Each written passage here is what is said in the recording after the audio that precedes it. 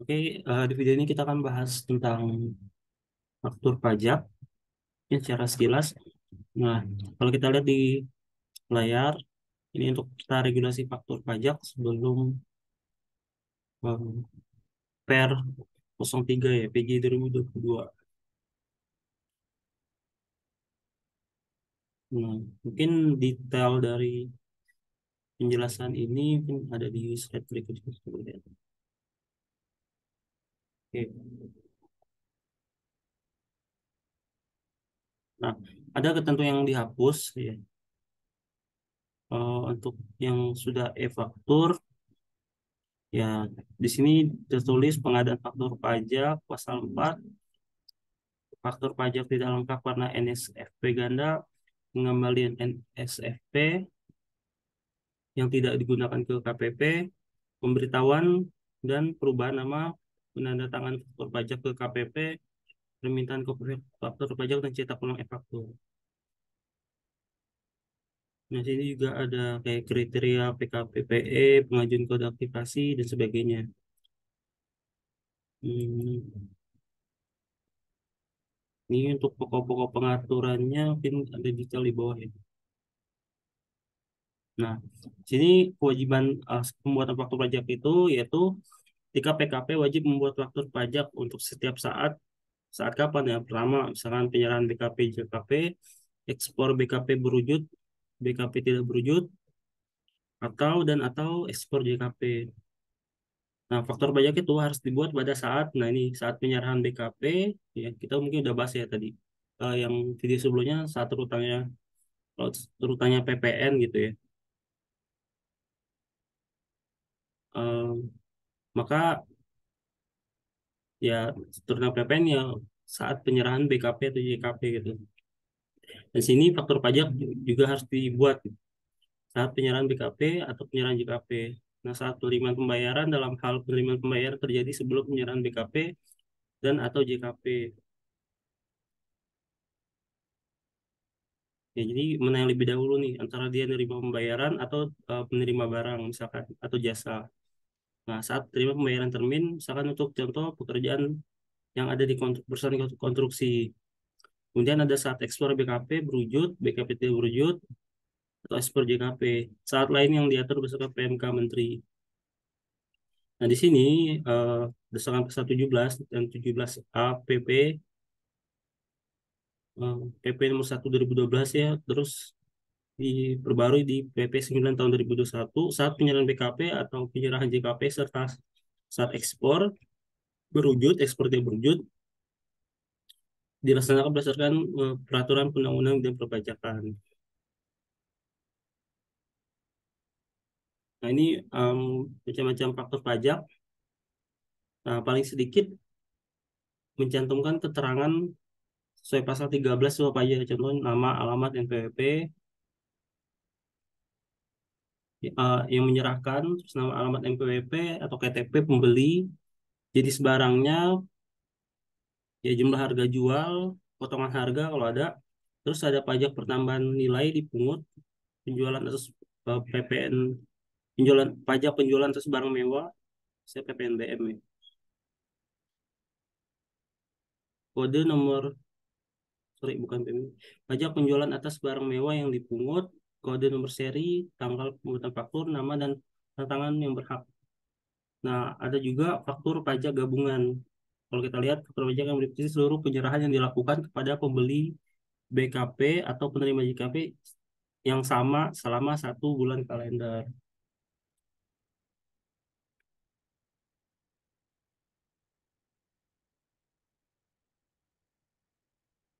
Nah, dokumen tertentu sebagai FP standar itu ada berapa macam nih. Contohnya pemberitahuan PIB untuk S dan SSP untuk impor, PEB untuk ekspor, SPPB, PNBP, bukti tagihan jasa telekomunikasi, tiket dan surat muatan udara, terus ada juga SSP untuk pembayaran PPN atas pemanfaatan BKP yang tidak berwujud atau JKP di luar pabean, terus ada bukti tagihan.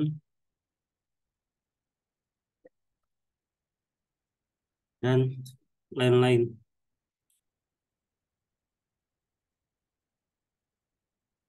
Nah, sini ada pemungutan dan penyetoran PPN terutang atas pemanfaatan BKP tidak berwujud dan atau JKP dari luar daerah pabean. Di dokumen pemungutan tidak menggunakan faktur pajak, melainkan menggunakan surat setoran pajak. Jadi kalau misalkan ada penyetoran PPN yang ada dari luar daerah pabean dalam bentuk BKP tidak berwujud itu menggunakan SSP. Nah, pemungut merupakan PKP, PPN yang dipungut harus disetorkan ke seluruhnya ke kas negara paling lambat 15 bulan berikutnya setelah seterusnya pajak. Nah, bagi PKP PPN yang telah disetor atau dilaporkan selama SPT masa PPN pada masa pajak yang sama dengan bulan terutannya pajak.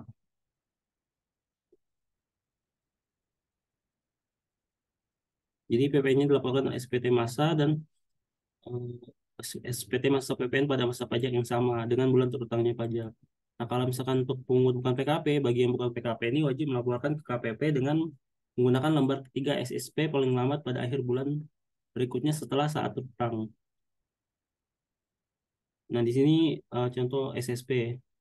Ada kode KPP diisi dengan alamat, terus jenis setoran yang tadi 101 itu dari luar pabean tidak berwujud. Kalau 102 itu JKP dari luar pabean. Ya, 101 berarti BKP. Nah, faktor pajak gabungan itu kalau kita lihat di sini bahwa satu faktor pajak yang meliputi seluruh penyerahan yang dilakukan pada pemberi BKP atau penerima JKP yang sama selama 1 tahun kalender. Harus dibuat paling lama pada akhir bulan penyerahan BKP dan atau JKP. Nah, dalam hal terdapat pembayaran, baik sebagian maupun seluruhnya sebelum penyerahan BKP atau JKP yang diterima dalam bulan penyerahan, faktur pajak gabungan tetap dibuat paling lama akhir bulan. Ini kalau misalkan ada pembayaran duluan, tapi kalau fakturnya digabung itu dibuat tetap paling lama adalah pada akhir bulan penyerahan BKP atau JKP. Nah, kalau misalkan dia menggunakan lebih dari satu kode transaksi, PKP dapat membuat faktur pajak gabungan atas penyerahan dengan kode transaksi yang sama untuk tiap kode transaksi. Pengecualian faktur pajak gabungan tidak dapat dibuat atas penyerahan BKP atau JKP yang mendapat fasilitas PPN atau PPNBM yang tidak dipungut sesuai dengan ketentuan.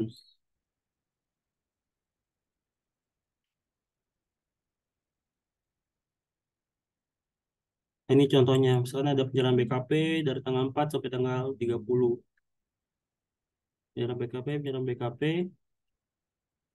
penerimaan pembayaran, penyerahan BKP, sebagainya. Nah, dalam hal ini, penyerahan tersebut hanya menggunakan satu kode transaksi. PTA memilih membuat faktur pajak gabungan. Maka PTA wajib buat faktur pajak gabungan atas tanggal 30 April dengan meliputi seluruh transaksi 1, 2, 3, 4, 5, 6. Benar ya? Eh, menerima pembayaran PTB atas penyerahan tanggal 4 April. Nah, ya, berarti yang 4, 11, 8, 25, 26, 30 ini kita akan buat faktur pajaknya digabung. Nah, tanggal 19 ini kan dia sudah ada penyerahan di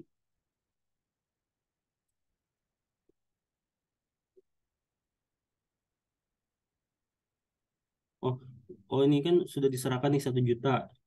Jadi nggak boleh double. Jadi kan antara pembayaran dan penyerahan mana yang lebih dahulu. Nah, kalau misalkan didahulukan penyerahan BKP, maka ini yang kita pakai. Jadi walaupun pembayaran tanggal 19, ini biar nggak double gitu. Ini karena atas transaksi bulan April. Makanya yang di dasar pengenaan pajaknya 10.250.000.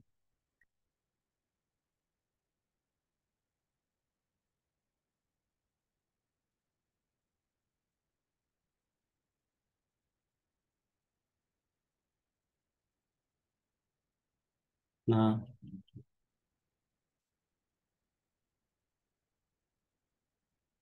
di sini contoh lainnya misalkan PTA membuat faktur pajak menggunakan kode transaksi 01 atas penyerahan BKP berupa komputer.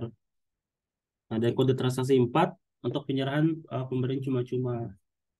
Dalam hal PTA memilih untuk membuat faktur pajak gabungan, maka PTA wajib membuat pertama satu faktur pajak gabungan tanggal 30 April dengan menggunakan kode transaksi 01 meliputi jadi masing-masing tetap ini sesuai kode transaksi.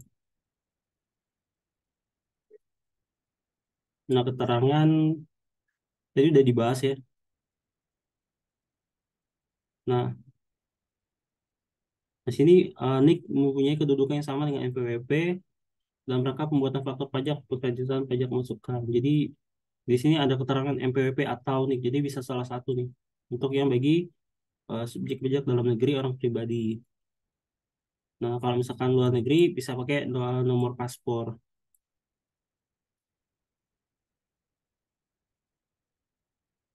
Pengisiannya mungkin secara sekilas ya. Ini sudah banyak kayaknya di di YouTube juga mengenai detail teknisnya gitu. Ada identitas pembeli, jenis barangnya, dasar pengenaan pajaknya. Jadi kan ada yang kayak misalkan apa ya PPN atas jasa pariwisata. Nah, pariwisata kan dia tidak pakai full harga jual, misalkan dikali dengan kalau nggak salah 10% apa 20% gitu. Nah, di sini kita udah bahas sih di pertemuan sebelumnya terkait dengan dasar penggunaannya. Nah, ada kode, terus nama dan penandatangan faktur pajak.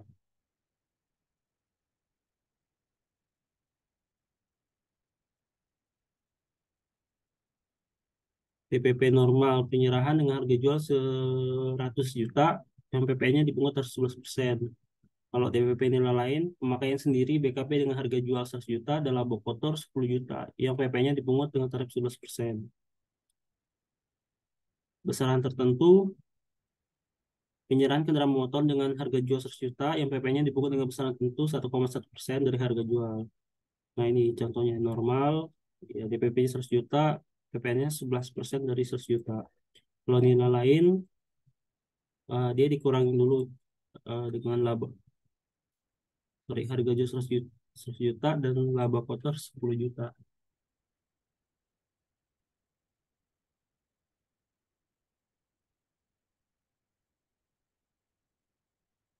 DPP-nya 90 juta.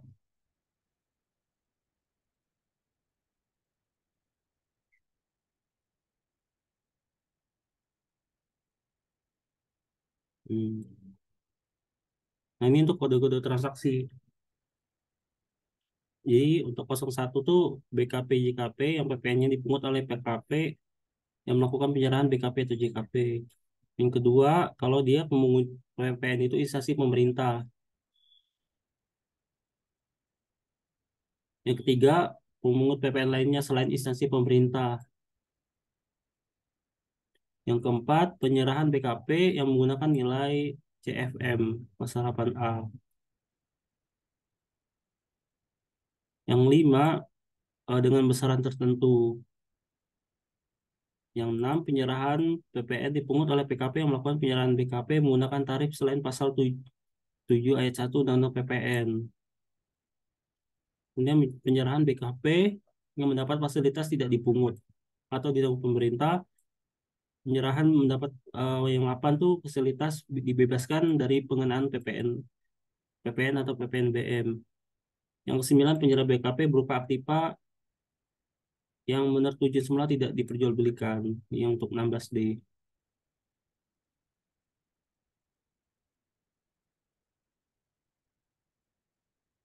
Nah, ini 78 23 6 45 pasangannya.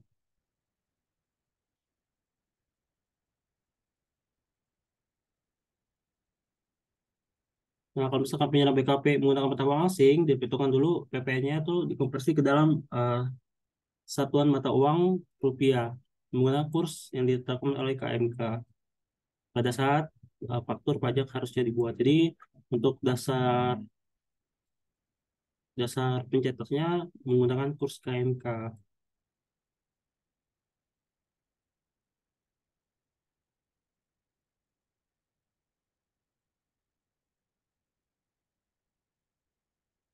Nah, faktur pajak bentuknya elektronik, aplikasi atau sistem penyerahan BKP. Nah, pengecualian di sini untuk penyerahan BKP kepada pembeli atau penerima JKP dengan karakteristik konsumen akhir, eceran. Terus penyerahan BKP atau ekspor BKP, BKP tidak berwujud, JKP yang bukti pungutan PPN-nya berupa dokumen tertentu yang kedudukannya bersamakan dengan faktur. Dokumen tertentu itu tadi dibahas ya. Nah, ini yang dipersamakan dengan faktur pajak. Terus,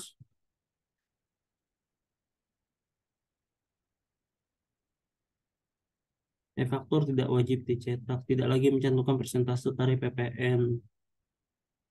Nah, ini untuk yang terbarunya. Syarat PKP dapat membuat e-faktur, memiliki sertifikat elektronik akun PKP. Ini teknis sih. Terus, nomor seri,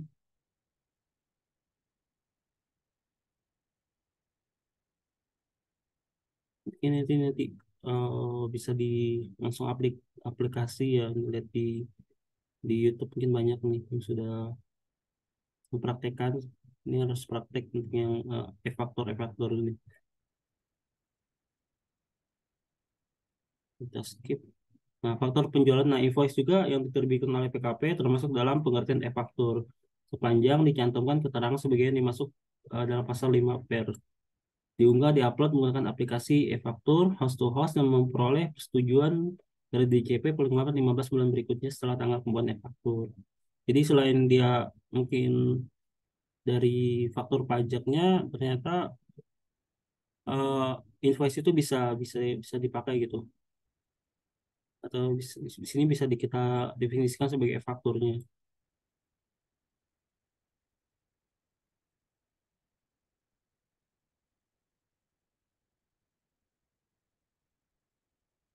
Nah, ini untuk stempel di fakturnya dibebaskan atau ditanggung pemerintah.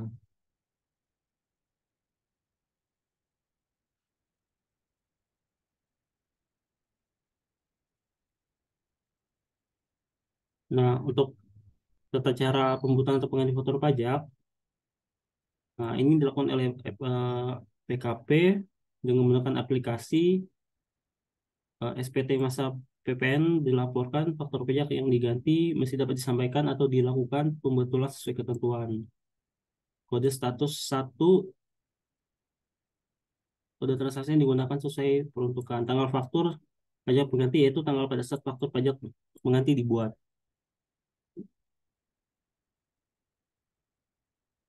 Nah, kalau misalkan PKP penjual telah melaporkan faktur pajak yang diganti dalam SPT masa PPN, maka PKP penjual harus melakukan pembetulan SPT masa PPN yang bersangkutan untuk melaporkan faktur pajak pengganti.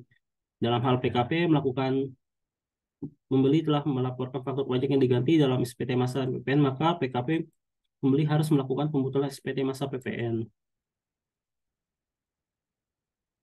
Nah, pembatalan faktur, ya ini detail-detailnya lah.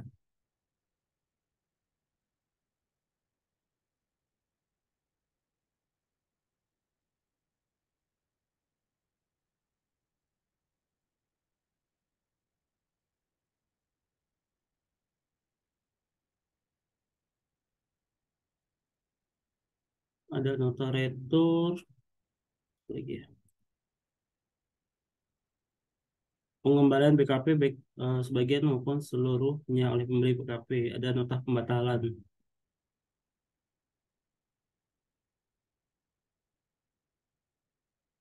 Nah, ini untuk nota retur, apa lagi ya?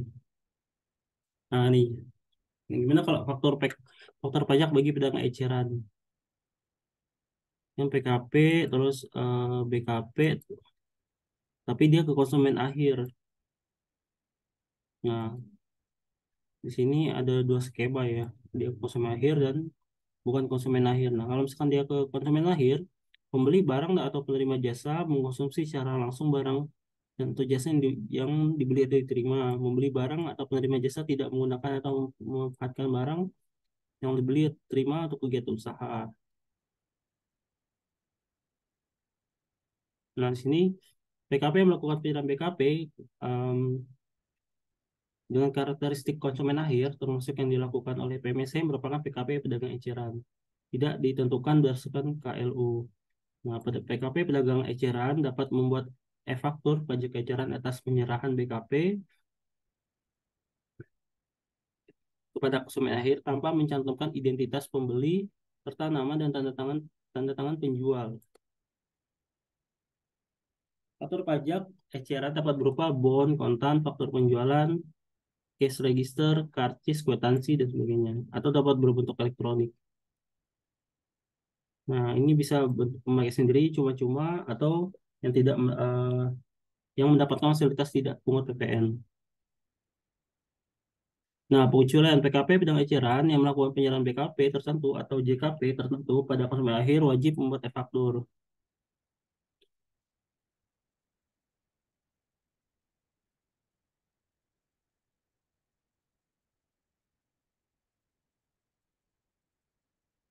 Penyerahan dan penyewaan, nah JKP tertentu nih, contohnya angkutan darat bermotor, kapal pesiar, ya, tanah bangunan, pesawat terbang, sebagainya.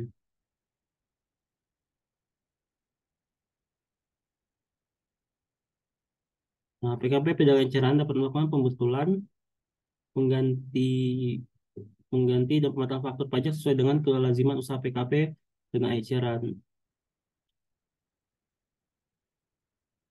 Nah, ini intinya beserta format dan material. Formalnya itu yaitu harus benar lengkap jelas. Kalau material berisi keterangan yang sebenarnya atau sesungguhnya. Nah, kalau tidak lengkap, hmm, e-faktur tidak mencantumkan keterangan CFM pasal 5 atau faktur pajak PKP pedang eceran tidak mencantumkan keterangan CFM, mencantumkan keterangan yang tidak sebenarnya atau sesungguhnya.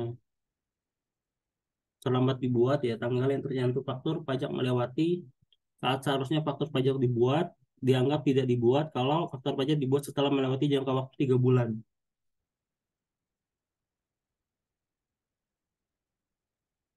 Nah, PKP yang membuat faktur pajak tidak lengkap, terlambat memfaktur dianggap tidak membuat faktur pajak dikenai sanksi pasal 14. Terus PPN yang dicantumkan dalam faktur pajak tidak lengkap dan dianggap tidak dibuat merupakan pajak masal yang tidak dapat dikreditkan. Ini berarti terkait dengan kalau restitusi ya berarti antara PPN keluaran dan PPN masukan.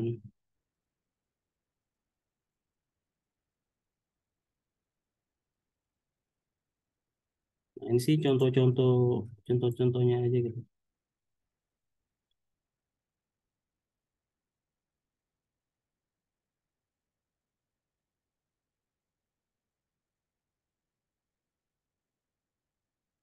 Masih apa lagi ya?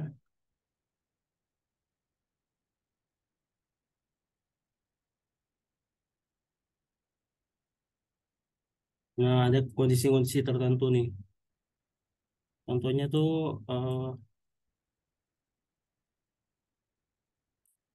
bisa diperkenakan membuat kertas hard copy. Hard copy.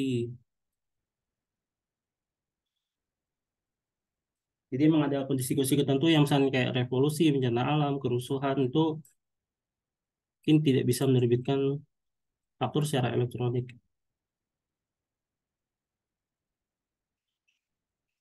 Ketentuan lain, hmm,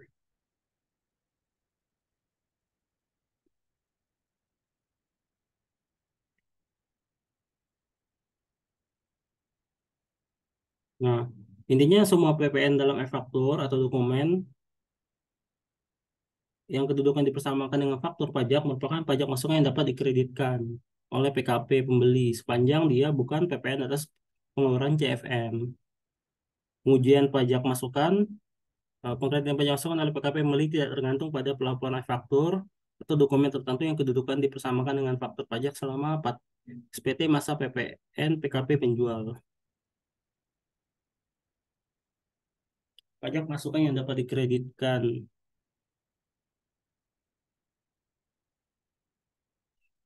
Nah, ini untuk ketentuan-ketentuannya. Terus itu sih paling itu. Nanti selanjutnya kita akan bahas terkait dengan topiknya apa ya? Oh ini, pengkreditan pajak masukan. Oke, sekian untuk video kali ini. Terima kasih.